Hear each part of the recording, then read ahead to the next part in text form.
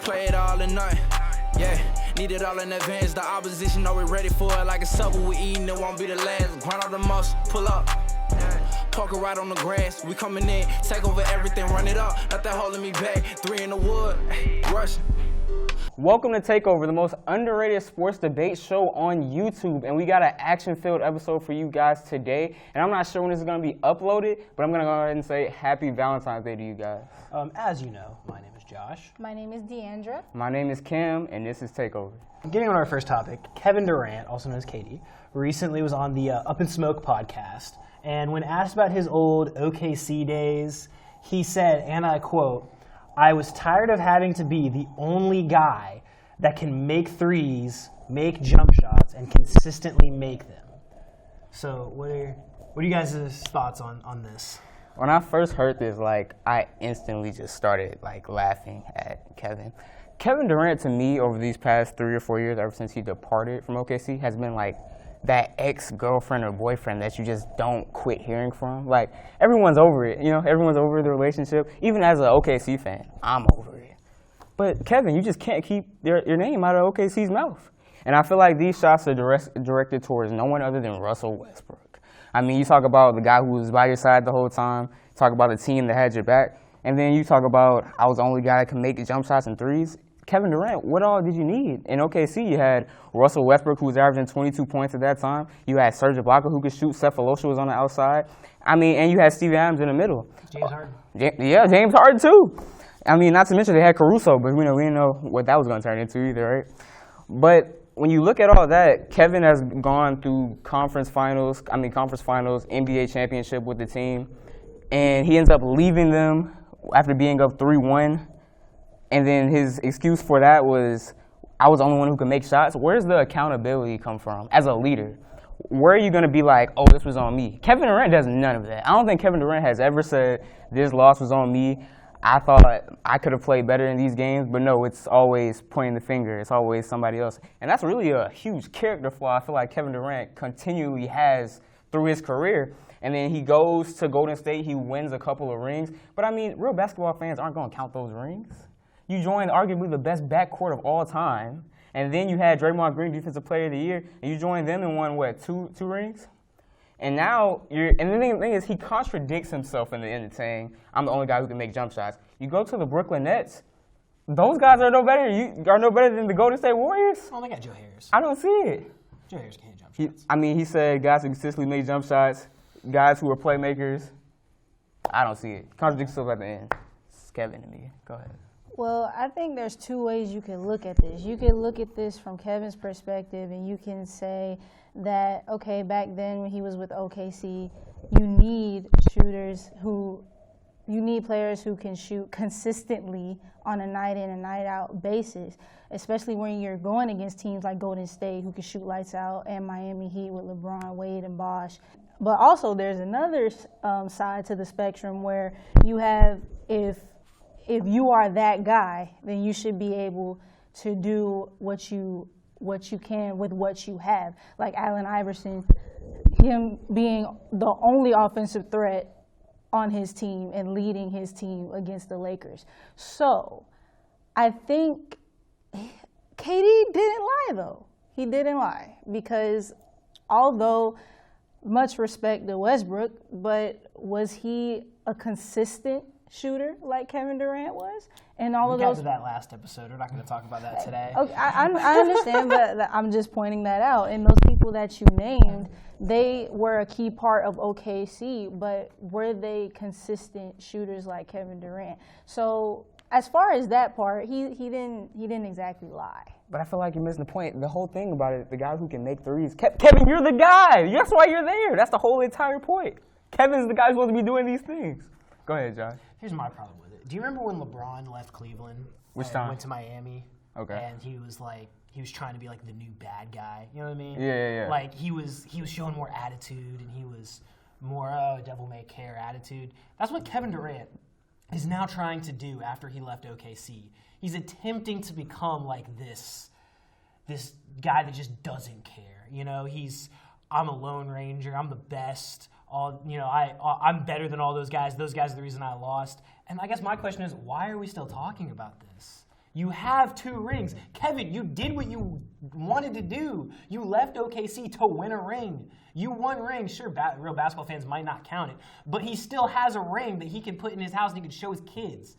So why are we still revisiting this? Why are you still dumping on your former teammates? Who cares if they weren't the only ones that could make jump shots? It's over with now. Focus on getting healthy. Go give the Brooklyn Nets a title. Lord knows they need one. They've been struggling for years.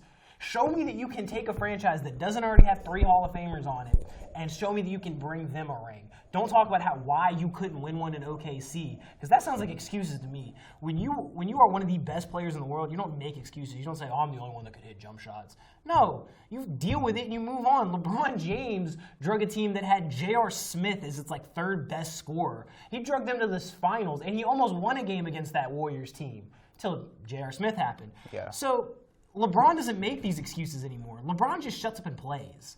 Kevin Durant needs to learn how to shut up and play. And I have the utmost respect for Kevin Durant. I think he is one of the most physically talented players that we've ever seen grace this league. But he needs to shut up and quit being a prima donna.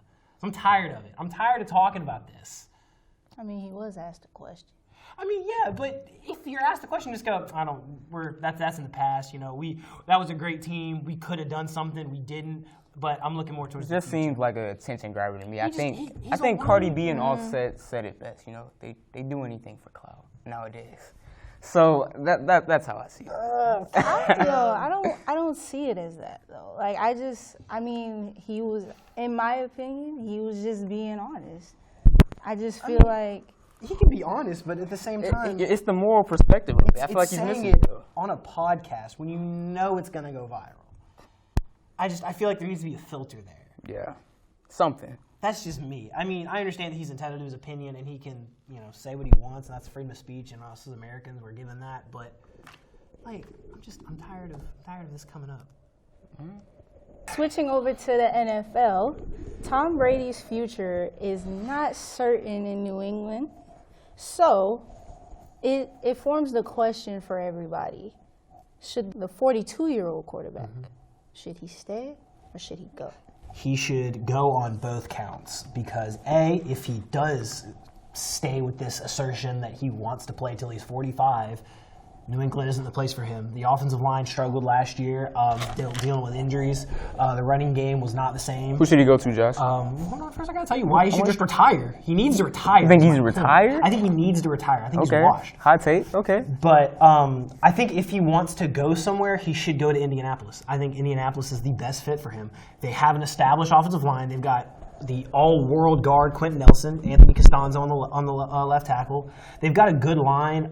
They've got T.Y. Hilton, and the best part is they have $80-something million in cap space. So if they sign Tom Brady for the $30 million that he supposedly wants, they then have plenty of money to go out and get like an A.J. Green, or to go out and get another offensive threat, Austin Hooper, Hunter Henry.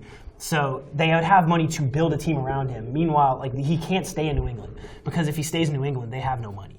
So not only are they going to let guys like Kyle Van Noy and Devin McCourtney leave, they're also not going to be able to give him any weapons. All right. Well, in my opinion, he's had his run in New England. I don't think he's washed. I think Brady still has a little bit more in the tank. And I think he should go to the Los Angeles Chargers, though. The problem with this New England team was obviously lack of weapons. His second leading receiver was the running back in James White, and his number one receiver was Julian Edelman. The problems were the weapons just couldn't stay. Josh Gordon couldn't stay off the weed. Antonio Brown lost his mind in the middle of the season. And I think the Chargers receiving core and the way the Chargers are built are going to serve a whole lot more for Brady because you have Mike Williams on one side, you got Keenan Allen, you got Hunter Henry, and not to mention the running back who I think is even eclipsing Melvin Gordon is Austin Eckler, who is pretty good himself. And I think it's honestly good for him both on the football field and off the field. That TB12 brand he wants to get out there, I feel like is the best place to do it is Los Angeles, kind of following LeBron's footsteps and do that. I feel like the best place for him is Los Angeles. Not many people are going to like what I'm going to say, and this is all respect to Tom Brady, but Tom Brady should go because this is just my personal opinion. These, I don't want to say old, but vintage quarterbacks, we have a new age of quarterbacks coming in with Lamar Jackson, Patrick Mahomes, and Deshaun Watson, and I think we see them flourish, but I'm just ready for the old generation to just like kind of go. Like what we had, what we shared, you know, it was cool. It was nice. We were entertained.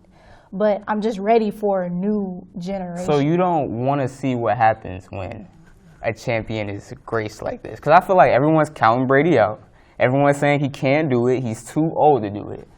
All I'm saying is when you put someone of that winning mentality and winning caliber in that type of state, he does some dangerous things. I understand that. But I feel like the only way I see Tom Brady leaving the Patriots is if they don't acquire the weapons that he needs, or he wants to prove that he can win without Bill Belichick and win without the Patriots. But if I had to choose a team, I would go with the Tennessee Titans because Tom Brady is a huge step up from Ryan Tannehill, and with the coach Vrabel, they used to they used to know, yeah, they used to be in New England, and they won championships together, and they're the 4th ranked defense. So I think he'll fit good there. But I really think he's going to play it safe and stay with the Patriots because number one, you have one of the best coaches in the history of the NFL. 2, you have an owner who I think is willing to pay him $30 million even when you may not be worth that much. He isn't used to being under a front office who doesn't know or wastes talent. That wastes talent. Or like he's never been under coaches like Jason Gary. He's never been in a team like Tampa Bay or the Cleveland Browns. So I just think why leave when you have everything that's set up for you in New England, and you're loved there, like you're held to a high. The only place that he's loved in America. Yeah, so that's what I think about it. Brady's a winner. I just want to see where he goes. But to end this episode off, it is February. It is Black History Month. And so we're going to hit you with a couple Black History sports trivia type questions. We got 2 each. You want me to go first, or you guys want to go first? You want me to go first? All right, let's see what y'all know. We're going NBA here. Who was the first Black NBA coach to win a championship? Was it Doc Rivers, Chuck Cooper, or Bill Russell? Bill Russell. When in doubt, the answer is always Bill Russell. Okay, that's the right answer. I thought that would catch y'all. Okay, it didn't. Go ahead, y'all got it. He didn't coach. Huh? I forgot. But he was the first one to do it. Cut that out. Wait, you wanna go? Okay. We're going to go down the line, and we'll come back. Okay. So, this should be easy, hopefully. Who was the first female to dunk? Candace Parker. Yeah, I think Candace Parker too, right? Oh, you guys, it's Lisa Leslie. Really? Yes. The WNBA. I'm so hurt. I feel bad, but like, I wouldn't know right. that. I wouldn't know Oh that. my gosh. Who is Lisa? I am. You don't know who Lisa Leslie is? I mean, I've heard of her name, but like, it's not. Oh my Okay, God. all right. Sorry, I don't watch the WNBA too much. I'm the resident baseball geek, so I'm going to give you a baseball question. Okay. Who was the first African American player to play in the American League? In the American League? The American League. Wait, my dad's gonna be so mad at me. All right, can I get like a little bit of a hint though? A little bit. I don't know how to hint. Hank Aaron. Okay. I literally have no idea. Okay, it was Larry Doby. I would have never Played guessed for that Cleveland Indians. in like my whole entire life. Hank Aaron, he came a while later. Okay. All right. Anyway, who was the first Black quarterback to win a Super Bowl? Doug Williams. Okay. Yeah. That's it? Oh, Yeah, bro, I was my gonna questions say suck. that. All right, y'all go down the line. Go down the line. Go down the line. Go on. I'm done. I'm done. Go ahead. I've seen the documentaries. Who was the first African American to play in the NBA? Play in the NBA? Play in the NBA? Is it Bill Russell? Nah, I don't think it. It wouldn't be Bill Russell. I'm really not sure. Say, I don't know those older time. I have no idea. His name is Earl Lloyd. Earl Lloyd. Who did he play for? Confusion. I really don't know. I don't know. He sounds like he plays for If the I Knicks. I don't know wanna- why, but he just sounds like he plays for the I Knicks. might be wrong, but it might be I want to say either the Celtics or the It would make sense if it Sonics. was the Celtics. That's gonna end our. That's gonna end our episode. Astros That's gonna World end our Series. episode. Thanks for watching. Happy Black History Month. Happy birthday, Dad. Your birthday. Run up a check, flip a W, make it an M. I need a couple, the sky in the middle. I see no different, cause when it's all over, you know I'ma touch it. That money no stop, so I don't need no budget. Keep it up top, holding your skull.